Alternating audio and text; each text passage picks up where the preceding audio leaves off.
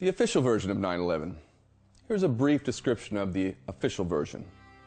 19 hijackers, mostly of Saudi origin, were headed by a lead hijacker named Mohammed Atta. The hijackers received flight school training for small, single and twin-engine airplanes at various flight schools in the United States. These hijackers were directed by al-Qaeda leader Osama bin Laden, who lived in caves in Afghanistan while requiring dialysis to survive.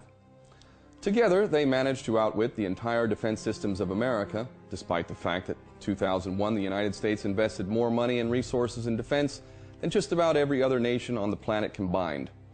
We were told that the breathtakingly vast defense and intelligence apparatus of America had not contemplated the possibility of airplanes being used to fly into buildings. On 9/11, there was a U.S. military defense drill codenamed Vigilant Guardian that simulated the exact events of 9/11.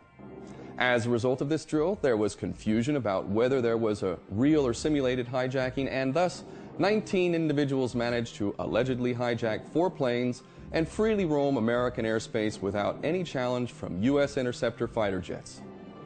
The official version tells us the hijackers successfully hit 3 out of 4 targets on 9/11, with one airplane being brought down by heroic passengers who shouted, "Let's roll," before overwhelming the box cutter-armed Muslim fanatic terrorists. The other planes, however, hit the Twin Towers and allegedly the Pentagon in Washington, D.C. as well, which happens to be the most heavily guarded airspace on planet Earth.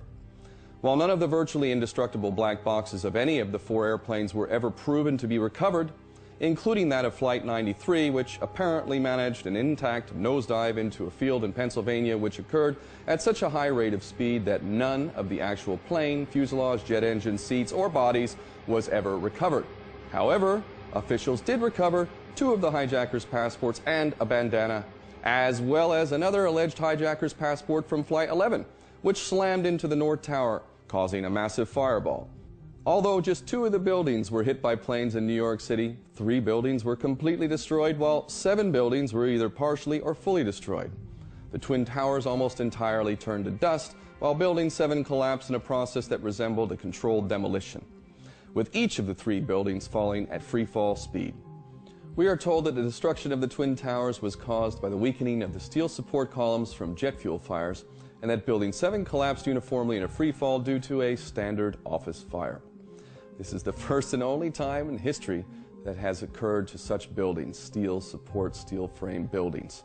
We are also told that the Pentagon was hit by an airplane whose pilot executed a 270-degree banking right turn as it descended 8,000 feet, all the while managing to avoid detection of upwards to 85 surveillance cameras covering its flight path as it apparently flew directly into the Pentagon.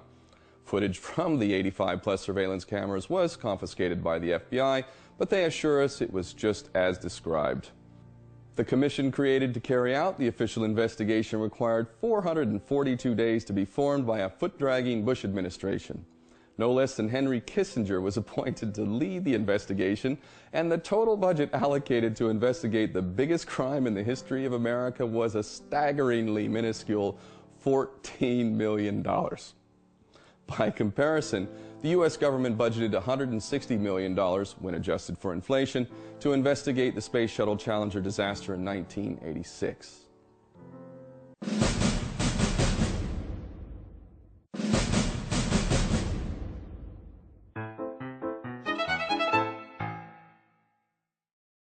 Let us never tolerate outrageous conspiracy theories concerning the attacks of September the 11th. Malicious lies that attempt to shift the blame away from the terrorists themselves, away from the guilty. Conspiracy theories. Conspiracy theories. Conspiracy theories.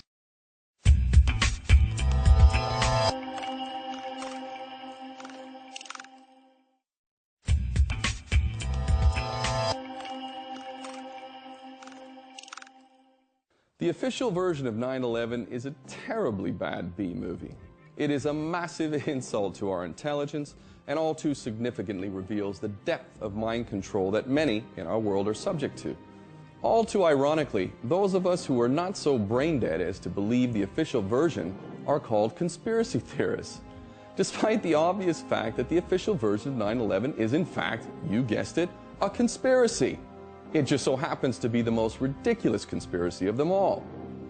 And let us not forget these important facts. Osama bin Laden himself denied any involvement in 9/11. And before you have that knee-jerk reaction of saying he confessed to it on video, hold that thought.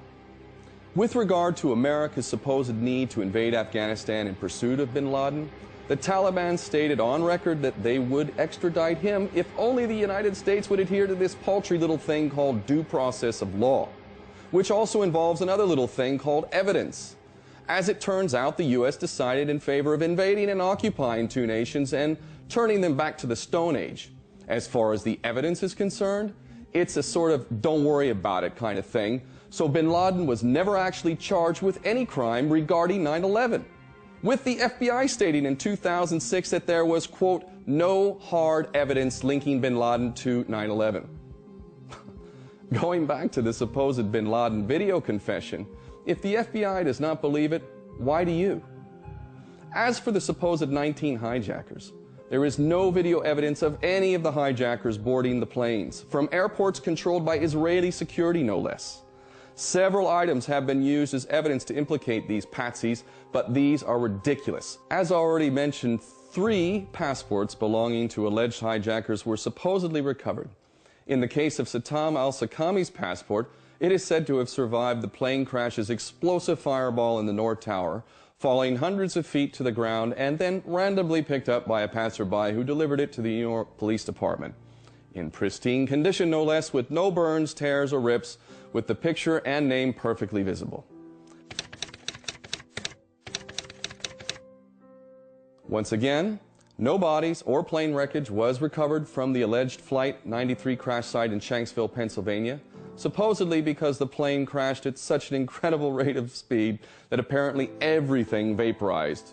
Nonetheless, 2 passports, a martyrdom note, and a red bandana that is said to have been worn by one of the hijackers was remarkably recovered.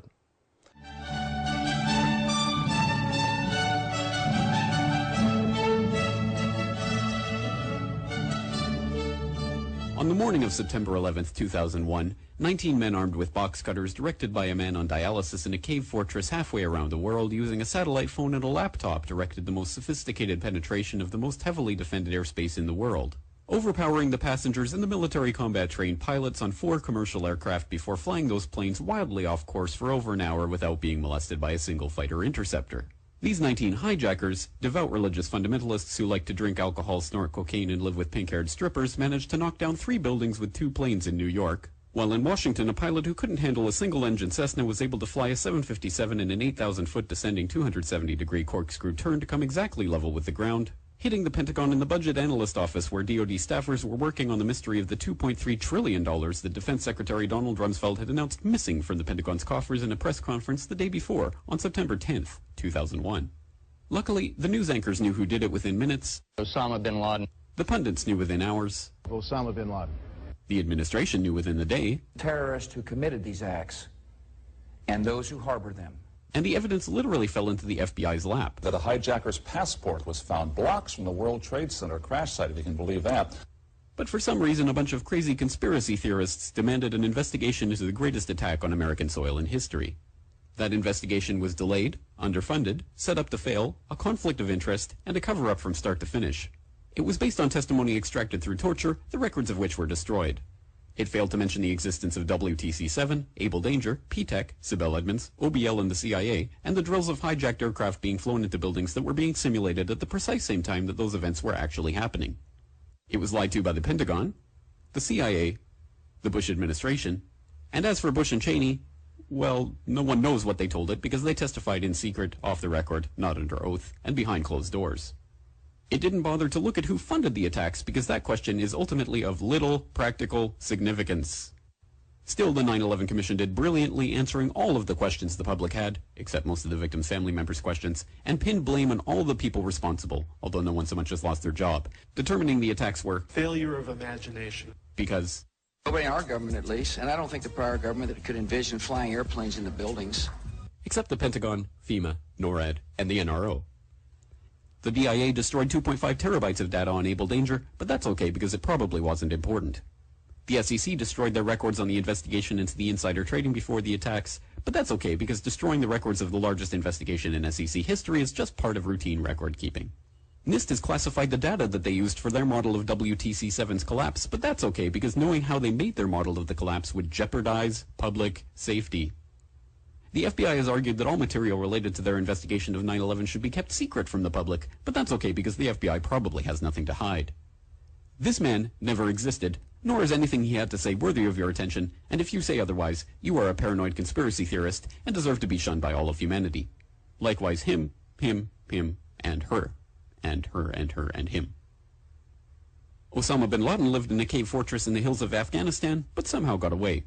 Then he was hiding out in Tora Bora, but somehow got away.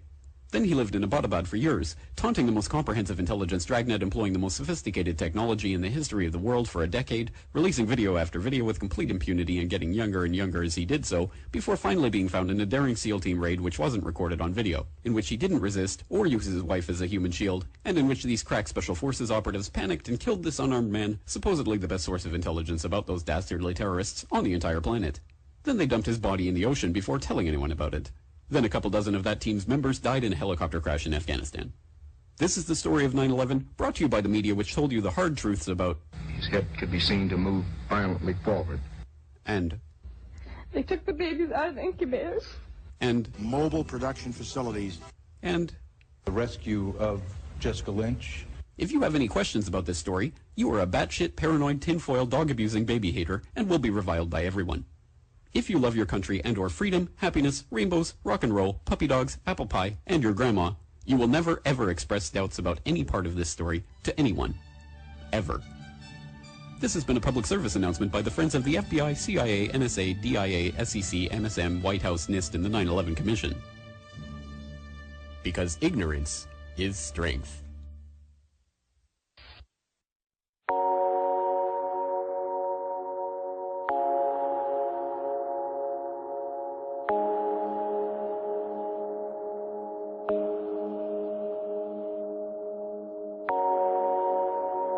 There is one thing that defines everyone over the course of these early years of this new century. That thing is the 9/11 attack.